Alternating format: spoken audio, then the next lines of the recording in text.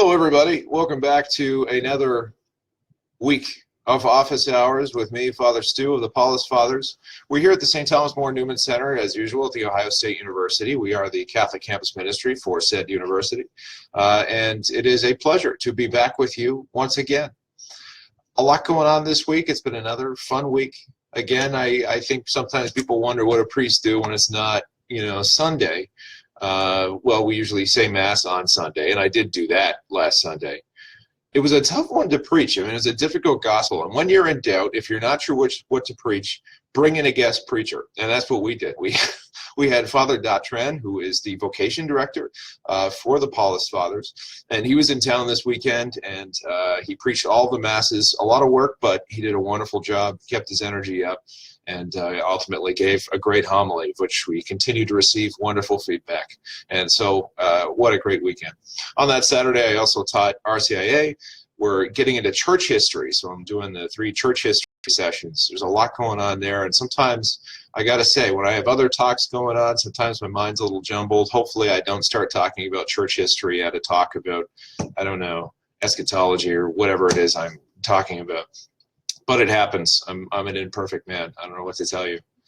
This light keeps falling. They're working on the light. I mean, I should say I want to work on the lighting a little bit. Somebody asked, like, if I'm just red all the time, and I said, no, as a person, I'm usually not. And so we'll continue to work on the production values here and maybe up it a little bit. We'll see what we can do. I know there's things that can be done. So it's been a fun week. Teaching Mass I did on Tuesday night for BCAT. That was a lot of fun. That, too, was a lot to pack into, an hour and a bit. But I think we had some good questions and some good things were covered. If you haven't been to a teaching Mass, that's a cool thing to look out for in your bulletin in your local parish, or maybe even to bring up if you're on a faith formation committee or something. It's just like a way of going through the Mass step by step and saying, all right, what are the things that maybe we don't know as much about that we want to go a little deeper on? Sometimes like the silent prayers of the priest, or what our posture should be at various points. It can be handy. So I very much enjoyed doing that. And in between, a lot of daily, just regular things this week, daily Masses, hospital Mass, and that kind of thing. And today I'm off to the Awakening Retreat. And so at the Saints Peter and Paul Retreat Center in Newark, Ohio, and that is going to be wonderful. So maybe I'll have a little more to say about that after it's over. But I'm very much looking forward. It's going to be a very spirit-filled and beautiful time. I had a couple questions here. One is a follow-up from last week. So thanks if you watched the confession video last week. It looks like it's been helpful to some people. Thanks be to God. It was, such a beautiful and wonderful, important sacrament that's available to us. And so the hope is just to make it a little less scary, if it is scary, or burdensome, or whatever the term is, intimidating, because it shouldn't be, So a question, though, that I got was, as a follow-up, someone said they really like the Latin absolution. I have to say I've never experienced that myself. I don't know what that. I mean, I generally know what the words are, ego te, absolvo, but I don't know a ton about it. And so somebody asked, do priests even still study Latin? And then more direct and to the point, did you, right? And so they don't mean you, they mean me. And so that's okay. All right. I think I can answer part of that. Do priests still study Latin? Yeah. Probably not as much as they used to. There was a time when the Mass was just always in Latin, right? So, of course, you had to learn a fair bit, at least enough to get through the Mass to say what we call the Roman canon in Latin. These days, you don't necessarily have to have that facility, but I will say that a number of priests do, and they study so that they can say the Mass that way. And I have some Dominican friends, for example, who can say the Dominican Rite, which is a whole other thing. They can say the Latin Mass, but Novus Ordo, which is our Mass that we say in English, but just in Latin. So, good for them. I mean, that takes a lot of study. Not everybody necessarily has the brain for it. I don't know if I do. But we had to do something, we had to fill out this. It was like a qualification or there's another term for it, but it was like a box you got to check as you go through your theological training before you start studying theology, was to have this basic Latin knowledge down. And what I did, you can either take the course, right, at Catholic University. This is the way it works at Catholic University. You could have either taken the course, or there was a test that you could take in order to I don't want to say get out of the course, but the point is to be at the same level of knowledge that you would be if you had taken the course. So I was assigned to Boston the summer before I took the test. I said, why not? I'll go for it. My background is I kind of grew up in a French immersion program, so I was around French a lot. And so there's a lot of cognates, a lot of words that I could recognize when I read the Latin text and said, okay, maybe I can make sense out of that. And what I did is I hooked up with this fellow who got me these books. He recommended, he said, all right, here's the 3 books that you need. And this guy is a Latin PhD, the real deal. He knows what he's talking about. He's a great guy. And he said, all right, look, Stu, here's what you got to do. You get your Wheelocks. That's one. So if you're looking to study Latin, I mean, Wheelocks, I guess, that's a standard. You get that one, Wheelocks Latin. And he said, get this for your dictionary. This is the New College Latin English Dictionary. So that's what I did. I got that. And they said, and finally, what you want to get is English Grammar for Students of Latin.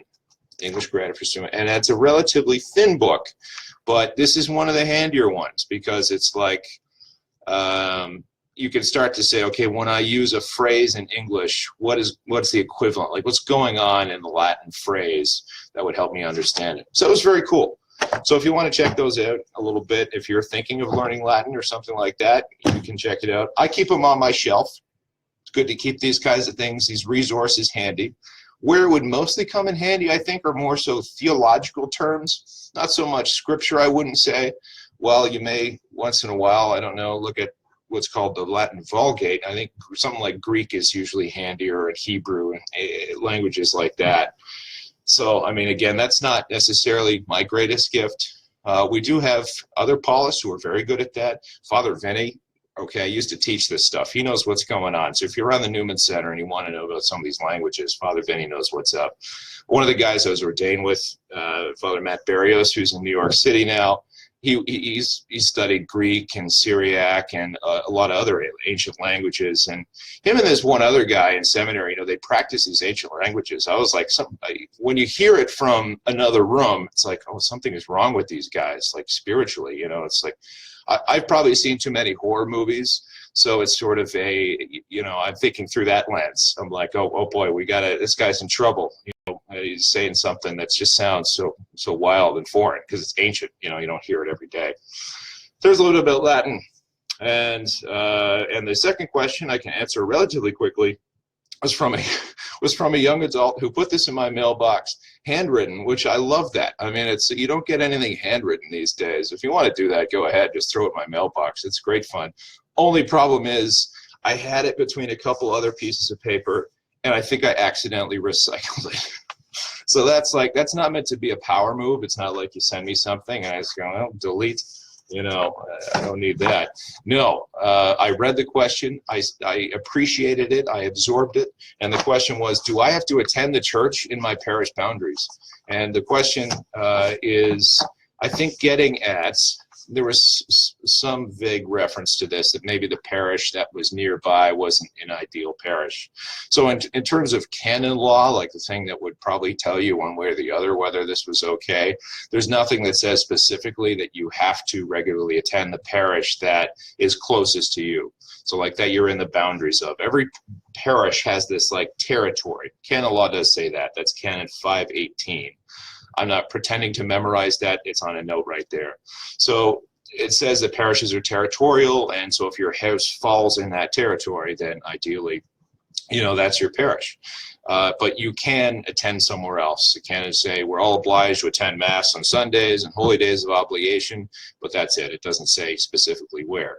However, should you give your local parish a honest to goodness shot? Absolutely. And that usually would mean, I would hope, more than one Mass. Just go check it out. And among other things, the thing that we can so often forget is like, what do I have to offer this parish? There may be something that is missing that's like, oh, I really wish they had a young adult group or something like that. Well, maybe you could be a part of founding this young adult group. Maybe there's a few others there who are looking for someone to get something started, and it's just a matter of somebody taking a little initiative and saying, hey, let's start by just getting a meal once a month, or having a little scripture study a couple times a month, something simple like that, and just gathering. So don't just look at it, I'd say, through the lens of, does it have what I want and need, but also, What can I contribute to this place? So I think that's a good thing to think about first. All right, so next office hours, we're going to do another topical office hours. Last week was topical. It was the topic of confession. Next time, we're talking a little bit about Halloween. So get your questions in about ghosts, spirits, seminarians speaking ancient languages in the room next to you, who may or may not be, well, no, they're okay. I know he's okay, but, you know, it just sounded weird. So get your questions in about those things. I put the contact right here in the description this time, so I'm not feverishly trying to type it into the comments. It's a little bit easier that way. I learn a little bit more every day, you know. Every time I do one of these, I get a little more advanced, step it up. You know, I'm even doing tags now. You can tag things in the categories, help people find it. It's amazing. Technology, terrific. All right, that's it for now, everybody. There's your info to send questions if you have any questions about Halloween or anything else. Great to spend time once again with you all.